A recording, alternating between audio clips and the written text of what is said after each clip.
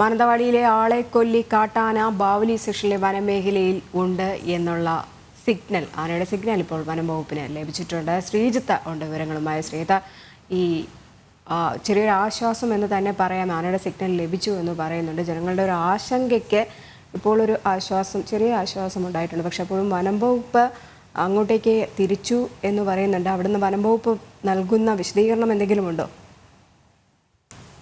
രജനി, എന്തായാലും ജനങ്ങൾക്കല്ല ആശങ്ക ഒഴിഞ്ഞത് വനം വകുപ്പ് അധികൃതർക്കാണ്. നിലവിൽ കാട്ടാനയുടെ സഞ്ചാരം കർണാടകയുടെ വനാതിർത്തി പ്രദേശങ്ങളിലാണ്. അത്തരത്തിൽ കർണാടകയിലേക്ക് കാട് കയറിയാൽ പിന്നെ കേരളത്തിലെ വനം വകുപ്പ് അധികൃതർക്ക് അവരുടെ പണി കുറയുക തന്നെ ചെയ്യും. കാരണം ഈ ആനയെ കേരളത്തിന്റെ വനാതിർത്തി പ്രദേശങ്ങളിലോ കേരളത്തിന്റെ സമീപ പ്രദേശങ്ങളിലോ ഉണ്ടെങ്കിൽ മാത്രമേ ഇത്തരത്തിൽ മയക്കുവെടി വയ്ക്കുകയോ പിടികൂടുകയോ കഴിയുള്ളൂ. കാരണം കേരള അതിർത്തിയോട് കഴിഞ്ഞ് കർണാടകയിലോട്ട് മാറിക്കഴിഞ്ഞാൽ എന്തായാലും അത്തരത്തിലുള്ള പ്രവർത്തനങ്ങളുമായി മുന്നോട്ട് പോകാനുള്ളത് കർണാടക വനംവകുപ്പാണ്. പിന്നീടുള്ള ആനയെ നിരീക്ഷിക്കുന്നത് ഉൾപ്പെടെയുള്ള ചുമതല അവരുടേതാണ്. എന്തായാലും നിലവിലെ സാഹചര്യത്തിൽ കേരള കർണാടക വനപ്രദേശത്തിന്റെ അവസാനത്തെ, കേരളവും കർണാടകവുമായുള്ള അതിർത്തിയിലുള്ള കേരളത്തിന്റെ അവസാന ഗ്രാമമായ ബാവലിയിലാണ് ഇത്തരത്തിൽ ആനയുടെ സിഗ്നൽ കണ്ടെത്തിയിരിക്കുന്നത്.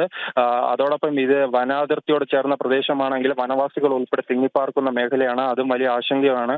നിലവിൽ ഇന്ന് രാവിലെ മുതൽ തന്നെ ഈ കർണാടകയിലേക്കുള്ള വനാതിർത്തി മേഖലയിലേക്ക് സഞ്ചരിക്കുകയാണ് ഈ ആന.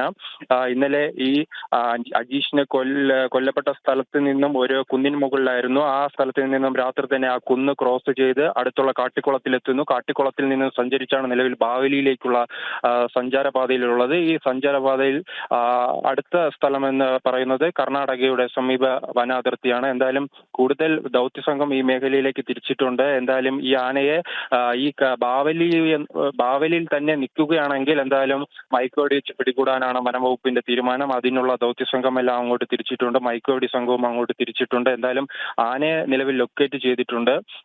ഇനി കിലോമീറ്ററുകൾ സഞ്ചരിച്ചാൽ കർണാടകയുടെ തോൽപ്പെട്ടി വരുന്ന വന്യജീവി സങ്കേതത്തിലേക്ക് എത്താമെന്നാണ് വനംവകുപ്പ് അധികൃതർ വ്യക്തമാക്കുന്നത്. ശരി, ബാവലി സെക്ഷനിലെ വനമേഖലയിൽ നിന്ന് ആനയുടെ സിഗ്നൽ വനം വകുപ്പിന് ലഭിച്ചു. ആനയെ കണ്ടാൽ മയക്കുവെടി വയ്ക്കുന്ന സാധ്യത ദൗത്യസംഘം പരിശോധിക്കുന്നുണ്ട്. റോഡിൽ നിന്ന് 4 കിലോമീറ്റർ അകലെ വനത്തിനുള്ളിൽ ആനപ്പാറയിലാണ് ഇപ്പോൾ കാട്ടാന ഉള്ളത്. തിരുനെല്ലി പഞ്ചായത്ത് ജാഗ്രതാ നിർദ്ദേശങ്ങളും പുറപ്പെടുവിച്ചിട്ടുണ്ട്. ശ്രീതാണ് വിവരങ്ങൾ പങ്കുവച്ചത്.